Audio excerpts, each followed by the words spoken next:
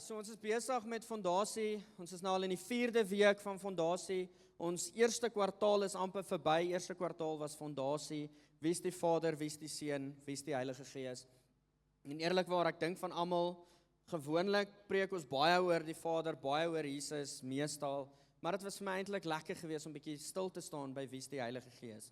Ons het 'n hele paar temas gecover, alhoewel daar soveel meer temas is. 5 weke vir Heilige Gees is definitief te min, en ons moes regtig mooi gaan sif saam met die Heilige Gees, wat deel ons, en vandag, ek wil jou nooi as jy die ander gemis het, gaan kyk dit, 1 of 2 van hulle is nie op Facebook en YouTube nie, die recording het so bietjie sideways gegaan, maar hulle is op podcast, so julle kan daarso gaan luister. Vandag wil ek fokus en ek wil aangaan op die Heilige Gees. En vandag se tema, as jy dit wil neerskryf, ek wil jou vra om notas te maak, daar is 'n paar skrifte waarna ek gaan kyk, en ek wil jou nooi om huis toe te gaan en deur hierdie te gaan bestudeer, gaan lees hierdie skrifte, vra die Heilige Gees om dit lewendig te maak in jou. Dit is maklik om die woord te ken as kopkennis en dit te mis vanuit die hart. Ons kan maklik die regte taal praat, die regte lingo dra en almal oortuig dat ons is op die regte pad, but it's in the conviction, dis in die oortuiging van die hart wat lewens verander word. Met wie jy te doen het, word 'n lewe geïmpakteer, en jy tree in jou roeping in. So ek wil jou regtig challenge, gaan ondersoek hierdie skrifte. Ek het bedien oor wie is die Heilige Gees, ek het bedien oor wat doen die Heilige Gees, en vandag wil ek bedien verder aan hoe operate hy. En die tema is die vuur en die fluister. OK. Die krag van die Heilige Gees wen die geveg, maar sy intimiteit wen die hart. Ons het hierdie hele tyd deur gefokus dat Heilige Gees is nie net 'n krag nie, die Heilige Gees is 'n persoon saam met wie ons lewe moet doen. En vandag hou ek aan daarmee, want die boodskap verander nie. Ons moet lewe saam doen.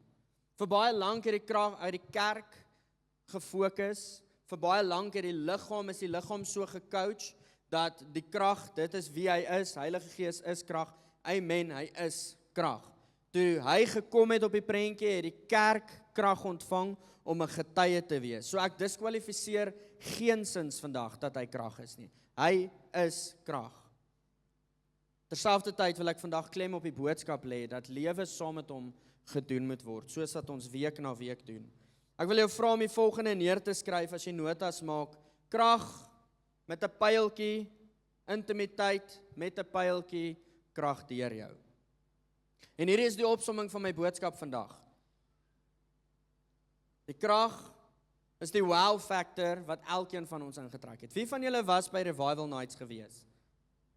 Daar is 'n hele paar hande wat nie op was nie. Wie van julle het dit geniet? Dit voel vir my dat meer hande nou opgegaan. Dit het aangesteek. Die wat nie was nie, soos ek het dit geniet. Dit gaan op podcast, nie op YouTube gelaai word. Een van die sessies het in die helfte ophou rekord.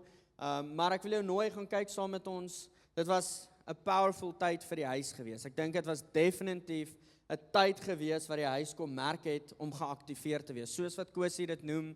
Kosie is baie kosbaar, die van julle wat hom ontmoet het, baie goeie vriend, super lief geraak ook vir hulle in hierdie tyd. Is die boodskap, revival is nie noodwendig vir die daar buite nie, revival is vir die huis.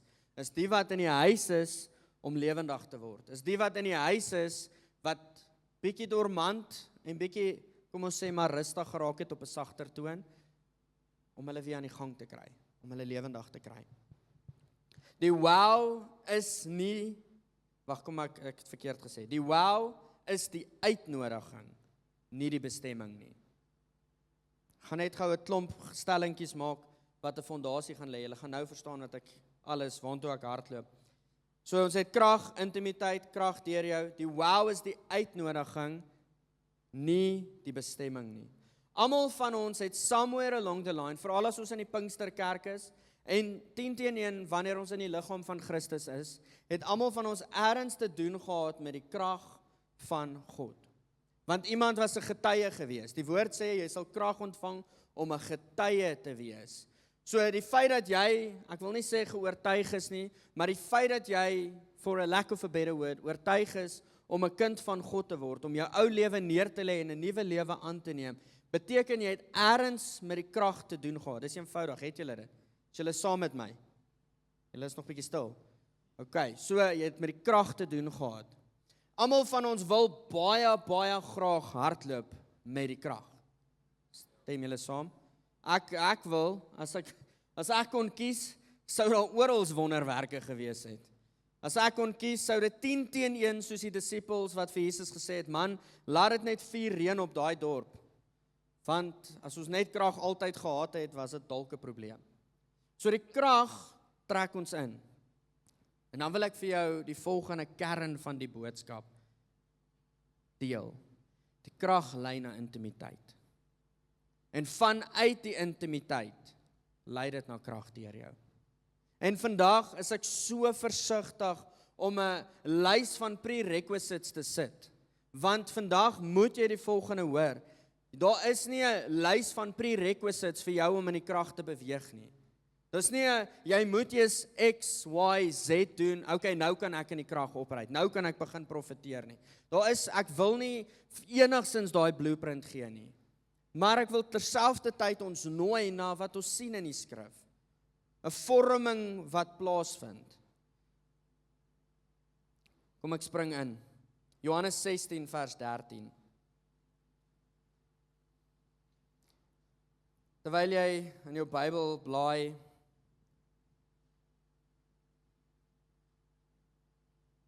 wil ek ons herinner, die Heilige Gees is nie net 'n noodvakkel wat ons aansteek wanneer ons nou hulp nodig het nie. Soos Here help, hierso is 'n issue nie. Die Heilige Gees is nie 'n krag om te gebruik nie, hy's 'n persoon om te ken. As jy uit hierdie fondasiereeks uitstap, mag hierdie een van jou punte wees. Wat jy van die Heilige Gees weet, Heilige Gees ken, is hy's 'n persoon om geken te word. Hy het emosies, hy kan bedroef word, hy het emosies en hy kan bedroef word. Kom ek stop vir nou daar. Johannes 16 vers 13, is julle daar? Geen huis, is dit? Ja. Is dit nou hierso? Ek's by Lukas, ekskuus man. Ek wil nou net sê, daai lyn nie op met wat ek voorberei het nie. Geen huisknegt kan 2 meesters dien nie. Is ook waar, maar kom ons gaan na die skrif toe. Maar wanneer hy gekom het, die Gees van waarheid, sal hy julle lei in die hele waarheid. Want hy sal nie uit homself spreek nie, maar alles wat hy hoor, sal hy spreek en die toekomstige dinge aan julle verkondig. So hierdie is nogal 'n harde statement, want ons almal, kan ek gou hoor, ons almal wil die Heilige Gees se leiding beleef, né? Stem julle saam? Kom ek vra dit eenvoudiger, wie wil gelei word deur die Heilige Gees? Daar's meer hande op, dankie tog. Ons wil gelei word deur die Heilige Gees. Ek glo elke liewe een van ons het al somewhere along the line gebid, Here lei my. Okay, so wanneer ons kyk na hierdie skrif, spesifiek na die lei gedeelte, is die Griekse woord Hogeo. Hierdie word direk vergelyk aan 'n gids wat vir jou 'n kaart gee. En hoekom wil ek bietjie klem lê hierop? Hierdie gids gee nie vir jou 'n kaart en sê figure dit uit nie. Die gids sê vir jou, hier's die kaart, kom ek wys jou hoe stap ons. Maar ek wil vir jou sê daar's 'n voorwaarde. En kom ek stop gou dalk deur net 'n storieetjie te vertel.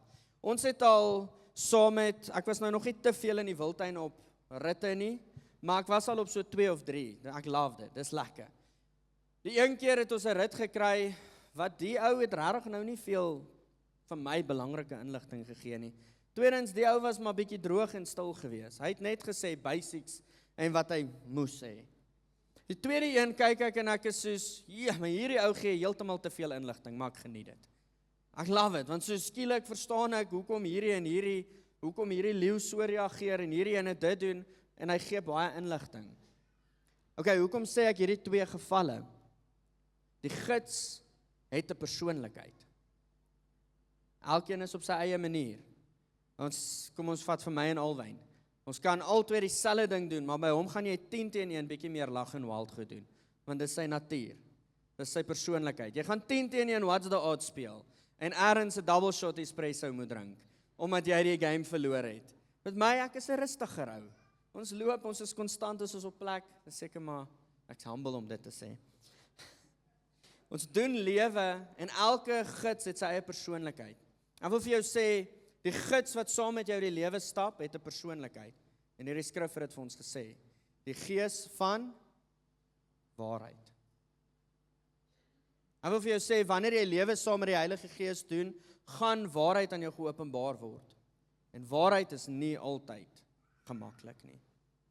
Waarheid is nie altyd lekker om te hoor nie, maar die woord maak dit duidelik dat waarheid maak ons vry. Ek bly julle ken die woord.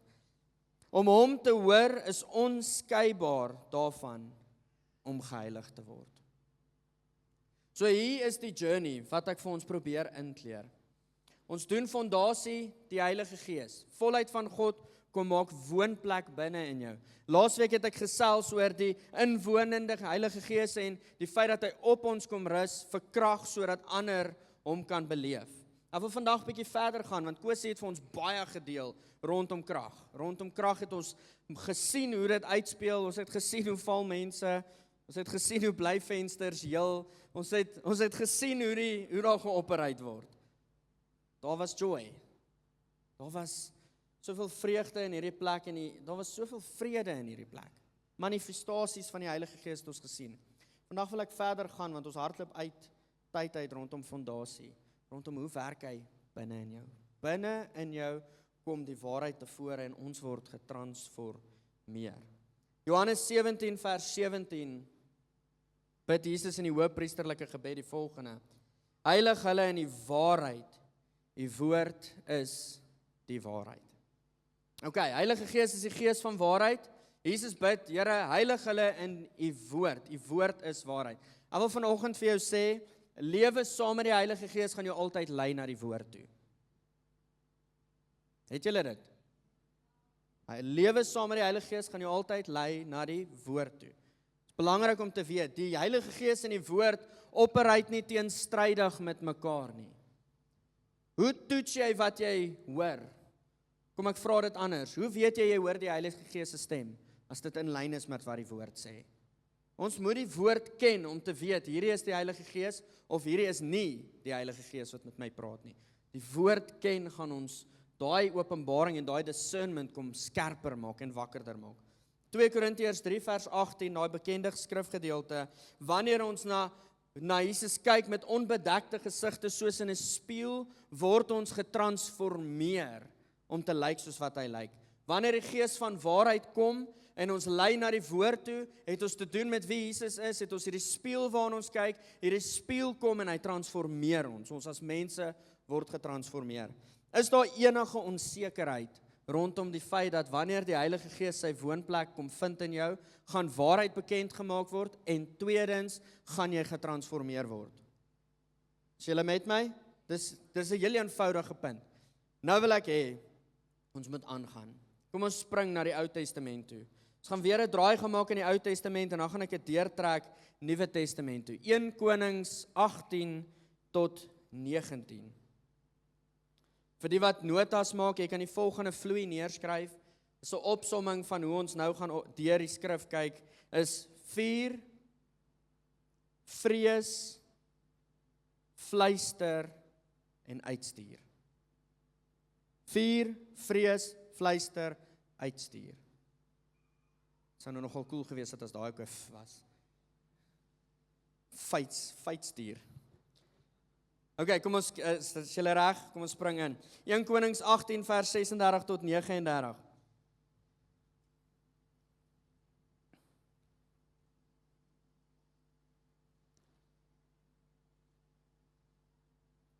En op die tyd dat hulle die spysoffer gebring het, het die profeet Elia nader gekom en gesê: Here God van Abraham, Isak en Israel, laat dit vandag bekend word dat U God in Israel is, en ek U knegg, en dat ek al hierdie dinge op U woord gedoen het. Antwoord my, Here, antwoord my sodat hierdie volk kan erken dat U, Here, God is, en dat U hulle harte tot U laat terugkeer.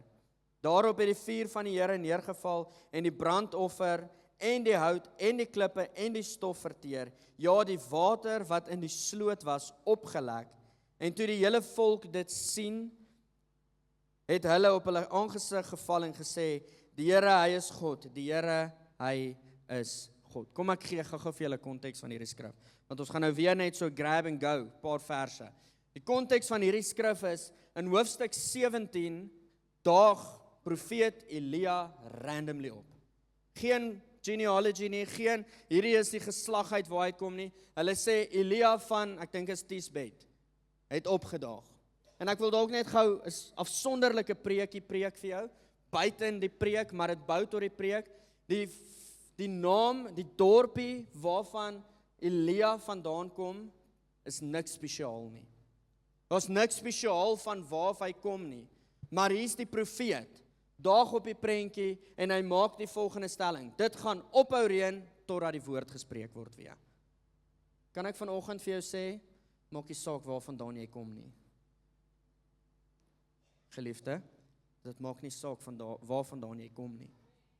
Die Here kan jou vandag gebruik. Vandag kan jy geaktiveer word. It's not me, it's nie ek wat spesiaal is nie, it's the power of the Holy Spirit. Hou op kyk na jou geskiedenis, hou op kyk van waar jy vandaan kom en jouself diskwalifiseer. Ek wil jou challenge, kyk van waar jy vandaan kom en gebruik dit as 'n boost vorentoe. Want hierdie is my getuienis. Kyk waar God my uitgered, kyk waantoe is ek op pad. I'm not going back, I'm running ahead. So hierdie is daai afsonderlike gedeeltjie. Elia uit Tisbet. Is dit die woord?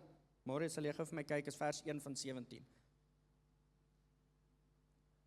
Tisbet. Nee, geen wow agtergrond. Daag op en daar word genoem, hierdie koning Ahab het dit gemis. Hy het getrou met 'n vrou, Jezebel, en hulle het die volk om verwoes deur allerhande idols in te stel. Hier is hoe aanbidding moet lyk, hier is hoe aanbidding moet wees. Hierdie het hulle ingestel. En hierdie profeet daag op en hy maak die stelling, dit gaan ophou reën totdat my woord gespreek word. Verder kom hierdie profeet en hy, so uit dit uit word hy weggesteek deur die Here. Hoofstuk 18 kom hy op die prentjie. Hy gaan nou op hierdie koning challenge. Laat weet hom toe, en dit speel so af dat hy eventually op die berg kom en hulle sê, die God, julle God of my God, word nou op die proef gestel. Die God wat vuur uit die hemel uit stuur, is die God wat lewendig is. En hy sê, julle beheert eerste, 450 profete, ons ken die storie, ons weet hoe hy afspeel. 450 dans gaan mal, sny hulle self sing, probeer aandag kry van 'n God wat dood is, sodat hy sal kom en hierdie offer verteer. En Elia kom en hy bid hierdie volgende: Here, maak Uself bekend.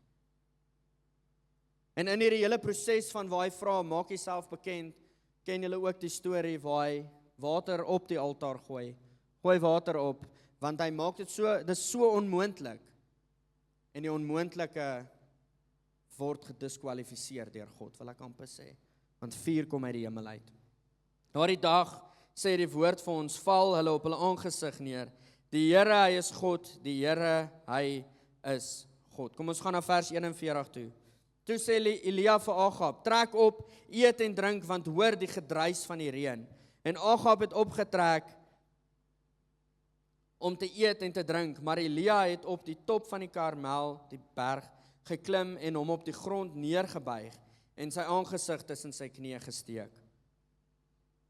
Daarop sê hy vir sy dienaar, klim tog op, kyk uit na die see, en hy het opgeklim en uitgekyk en geroep, daar is niks nie. Toe sê hy, geen water, of geen weer, 7 maal.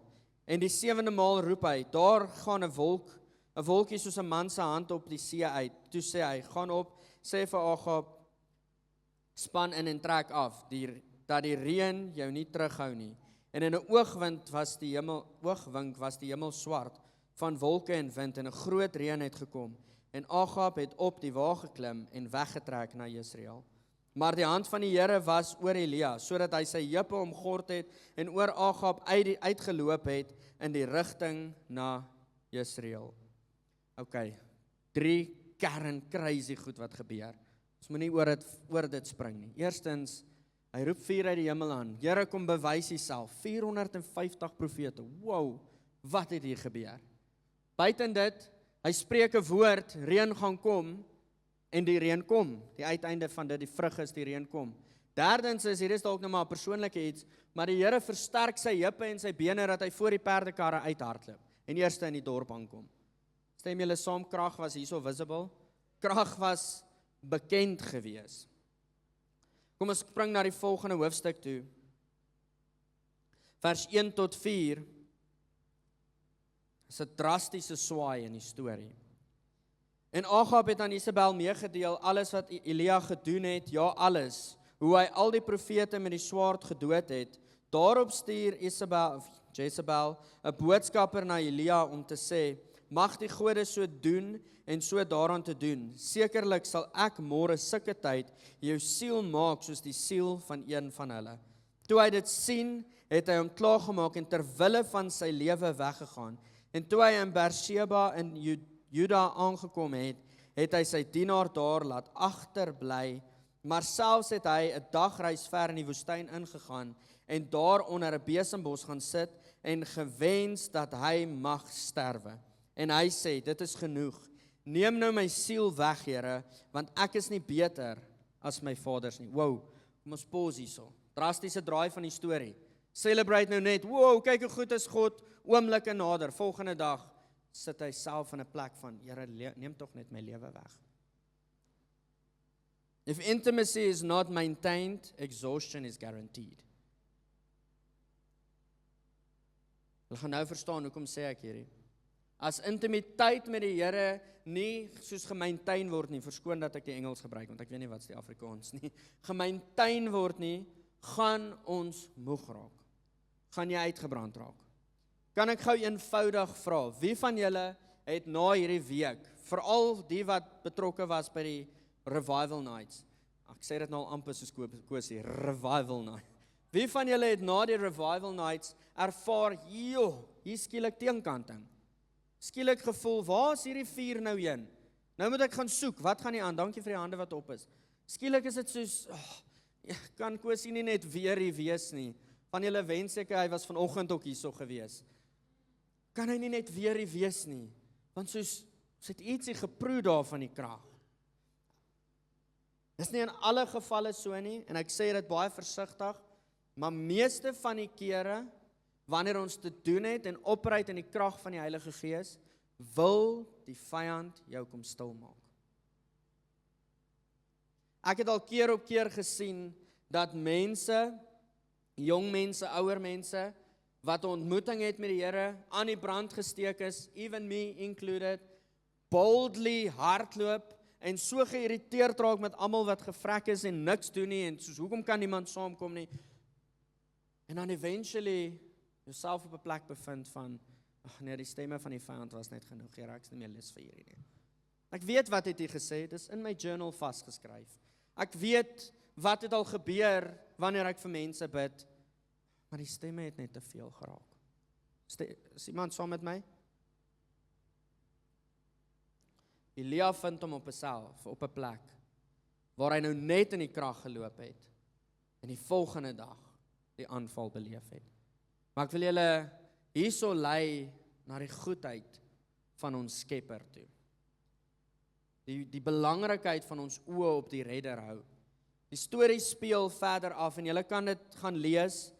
Verder speel die storie af dat God lei Elia na 'n plek toe, ek dink is inteendeel onder hierdie selfe besembos, vind hy hom op 'n plek waar die Here vir hom sê, hierso is vir jou brood, slaap. Ek mag dalk die volgorde verkeerd om hê, maar hy het geslaap, hy het geëet, hy het geslaap en hy het geëet. Partykeer is dit goed om te rus. Daar's 'n rede hoekom die Ou Testament vir ons sê, en dit kan dalk 'n hele can of worms wees, jy moet die Sabbat heilig. Rus is goed vir jou. Hebreërs sê vir ons dat vandag is 'n rusdag, want ons kan onsself posisioneer in Christus waar rus is, en ek spring myself voor. Kom ons gaan terug. Slaap, eet. Hier's vir jou brood, eet. Slaap, eet. Want die journey wat voor is, die reis wat voor lê, is 'n lang reis. En die woord sê vir ons, hy het vir 40 dae gegaan in die krag van daardie brood. Het hy tot op 'n berg gegaan, en kom ons kyk na 1 Konings 19, vanaf vers 5 tot 8. Hy het toe opgestaan en geëet en gedrink en deur die krag van die voedsel 40 dae en 40 nagte geloop tot by die berg van God, Horeb. En hy het daar in 'n spelonk gegaan en nag daar oorgebly. En kyk, die woord van die Here het tot hom gekom en vir hom gesê, wat maak jy hier, Elia?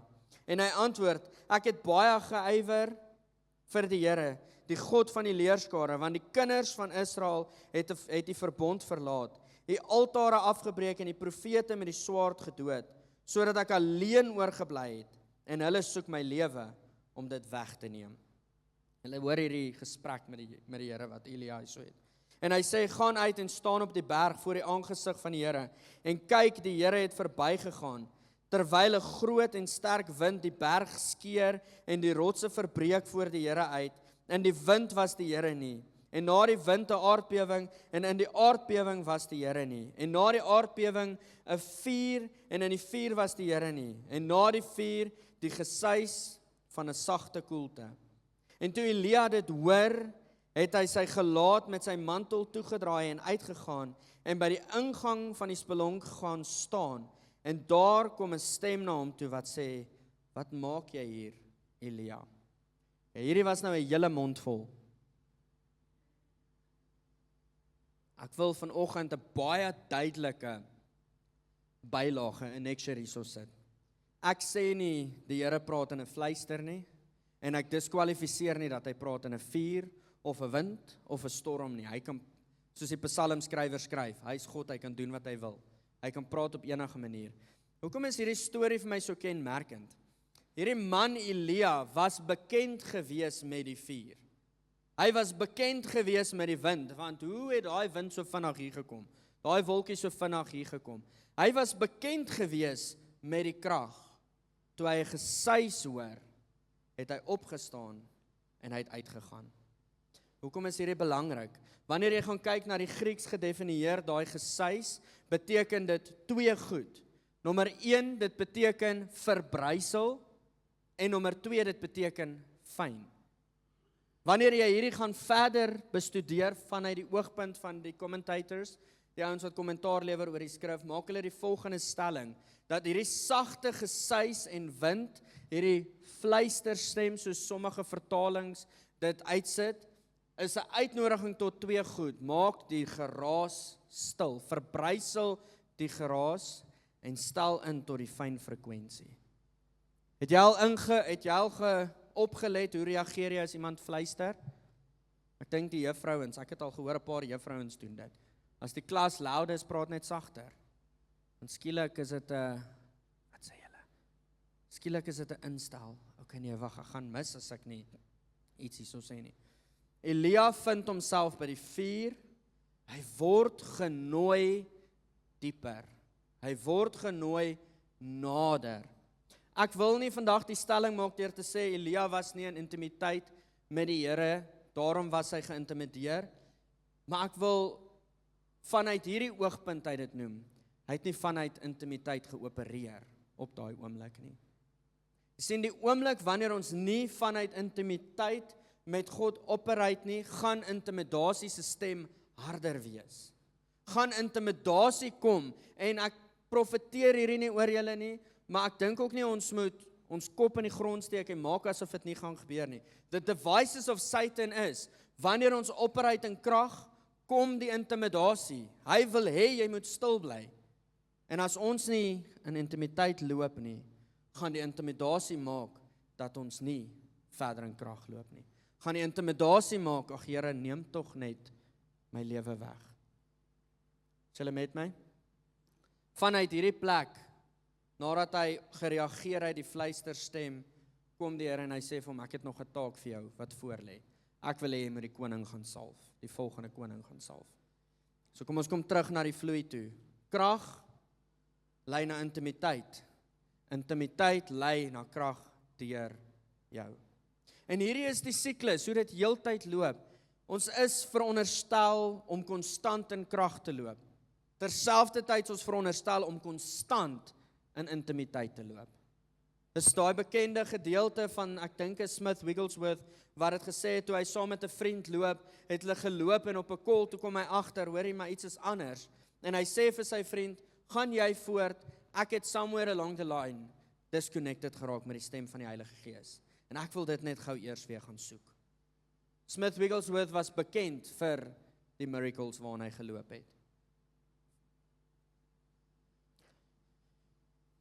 Dis hierdie siklus wat konstant afspeel. Krag lei na intimiteit. Intimiteit lei na krag deur jou. Lei na intimiteit. Dis heeltyd, hoekom het Jesus uitgekom en dan het hy weer berg toe gegaan? Uitgekom, weer berg toe gegaan.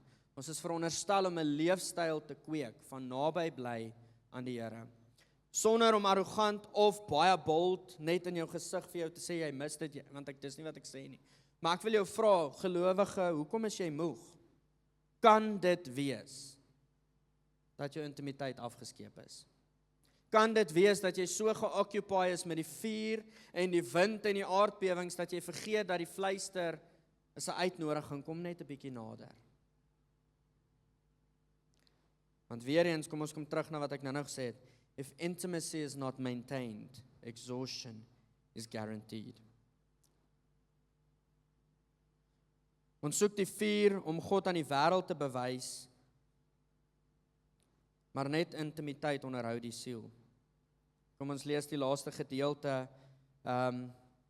Intimiteit vereis die verbruiseling van ons eie geraas. Ons soek dikwels die vuur om God te bewys, maar ons het die fluistering nodig om ons staande te hou. Wat is my uitnodiging vandag? Ek diskwalifiseer nie die vuur nie. En hier is dalk 'n bietjie meer van die unpopular boodskap. Die vuur is so belangrik, want die wêreld moet bereik word. Maar is die fluister wat ons staande gaan hou. Kan ek ten minste net 'n ja kry of 'n amen of 'n hand kry as julle met my? Voel vir my of julle glad nie van hierdie boodskap hou nie. Die vuur is wel, maar die fluister is wat sê, ek ken jou intiem. Het is belangrik om geken te wees deur die Here. En ons is geken. Het is belangrik om te weet dat ons geken is. Kom ek gaan na die laaste gedeelte toe. Ons sien hoe hierdie hele gedeelte afspeel in die boek van Handelinge. Julle kan die volgende 3 hoofstukke gaan lees. Handelinge 2, Handelinge 4 en Handelinge 13. Gaan lees bietjie hierdie skrifgedeeltes. Want wat gebeur hierso? Handelinge 2, die vuur val. Lekker Pinkster boodskap. Die Heilige Gees kom, hy rus op hulle, tonge van vuur. Koos het dit so mooi genoem. Hierdie ouens is weird. Paulus nie, Petrus staan op, bring 'n boodskap, 3000 kom tot bekering. Kerk begin in krag operate. Heel eerste boodskap, 3000 add-ons. Daar is nogal 'n powerful boodskap gewees. Van daar af, hoofstuk 4 sien ons dat die Sanhedrin kom en hulle sê julle mag nie meer preek in daai naam nie. Intimidasie. Onthou julle? Intimidasie kom en sê julle mag nie meer preek in daai naam nie. Maar omdat hulle geoperate het vanuit 'n hele ander gees as wat Elia kon, want in daai tyd was die Heilige Gees nie uitgestort nie. Omdat hulle die krag en die boldness van die Heilige Gees ontvang het, kyk hulle na hierdie intimidasie en sê, ons moet kies, of ons gehoorsaam julle, of ons gehoorsaam God. En vir ons is dit 'n sinnelose debat. Ons kies God, om hom te gehoorsaam. Waantoe hardloop die kerk toe hulle gehoor het, Petrus hulle is gearresteer? Hulle hardloop gebedskamer toe. Hulle hardloop na 'n plek van intimiteit toe. 'n Plek van enthroning God, en Petrus hulle word vrygemaak. Ons sien in, ek dink is in Handelinge 16, sien ons Paulus en Silas in die tronk. Intimidasie kom, julle mag nie meer preek nie. Hulle is in die tronk, waantoe hardloop hulle? Hulle hardloop nader aan die Here. Nie, ag Jesus Here, hoekom het jy ons nou verlaat nie? Hulle hardloop, okay, hierso is ons het toegang, kom ons begin om hier aanbid. Uiteinde van die storie, krag deur ons. Kom ons kyk na Handelinge 13. Stukkie konteks voordat ons na Handelinge 13, spesifiek vers 2 kyk. Tot en met hierdie hoofstuk het die kerk gegroei, nie as gevolg van strategieë of ons het hierdie missions plan en ons gaan nou hierdie toer toepas nie. Die kerk het gegroei as gevolg van persecution. Die vyand wou die kerk stil maak, omdat hulle gegaan het in die krag van die Heilige Gees, het die kerk gegroei en nie gekrimp nie. Ek wil die volgende sê, en weer eens, hierdie is nie as enigstens iets om 'n vrees aan te wakker, of 'n doom prophecy nie, maar die woord staan vas in die laaste dae, gaan dit erg wees. Kort opgesom, gaan lees die skrif. Ek wil vir jou sê, geliefde, ons het nodig om in die laaste dae vasgevang te wees in intimiteit. Hallo my prins. Ons het nodig om in die laaste dae vasgevang te wees in intimiteit. Want as die woord duidelik sê that even the elect will be deceived, dan het ons nodig om seker te maak, ons is ingestel. En met daardie wil ek jou vandag uitnooi. Moenie net agter die krag en die miracles en al daai goed aanhardloop nie. Yes, laat dit deur jou gebeur, but intimacy with God is the main focus. Wanneer ons na hom kyk, 2 Korintiërs 3 vers 18, wat ons nou gelees het, it's when we behold him like in a mirror, we are transformed. Soos wat ons vir hom kyk, begin ons opereer. Wow, hier het nou net iets gebeur. My skade weet oor iemand geval en hy's gesond. Skielik is dit nie meer afhanklikheid van my nie. Wanneer ons krag en wonderwerke najaag sonder intimiteit, gaan ons ergens op 'n punt kom wat ons dink ons moet iets doen om hierdie te laat gebeur. Ons moet iets doen, ons moet opdaag. Ons moet iets doen, ons moet in lyn wees met wat die Here sê. En vanuit dit kom die salwing wat die juk breek. Okay, Handelinge 13 vers 2. Vers 1 sien ons dat die groep bymekaar gekom het, 'n baie diverse groep. Dit is 'n groep uit allerlei plekke. Daar's 'n Simon, wat sê die, ek wil nou, dink is Simon the Nigger is daarso. Hy is van Afrika af. Daar's verskillende rasse en volke en groepe bymekaar. Vers 2 sien ons die volgende het gebeur. Hulle het tyd uitgekoop om by die Here te spandeer. En terwyl hulle besig was om die Here te dien en te vas, het die Heilige Gees gesê, sonder nou Barnabas en Saulus vir my af, vir die werk waarvoor ek hulle geroep het. Die vuur kom, dit lei ons na intimiteit toe. Wanneer ons in intimiteit met die Here is, hy wil ook iets sê, wanneer ons in intimiteit met die Here is, kom hy en hy kom commission ons.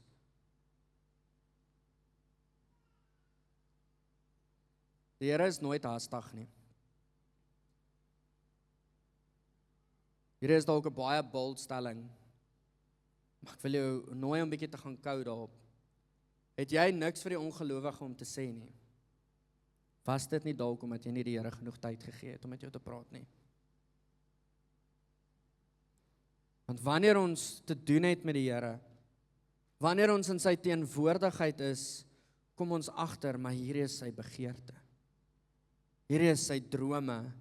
Daar's 'n man met die naam Dick Eastman, hy het The Purple Pig geskryf, weird title vir 'n boek, maar Every Home for Christ is onder sy leierskap uitgebore. En hy het op 'n call, dit het my so bemoedig toe ek hierdie deel in sy boek lees. Hy het op 'n call in sy lewe, het hy letterlik elke aand by die Here gaan sit en oor elke afspraak van die volgende dag gebid. En die Here het presies in daai aand vir hom gesê wat die volgende dag gesê moet word. En hy het op 'n plek gekom wat hulle eksponensieel gegroei het. Ek wil nou nie net stats uitdruk nie, want dit gaan 10 teen 1 nie akkuraat wees nie, maar dit klink belaglik, want die Here het hom geset op. As gevolg van intimiteit het hy op 'n plek gekom waar die krag deur hom geopereer het.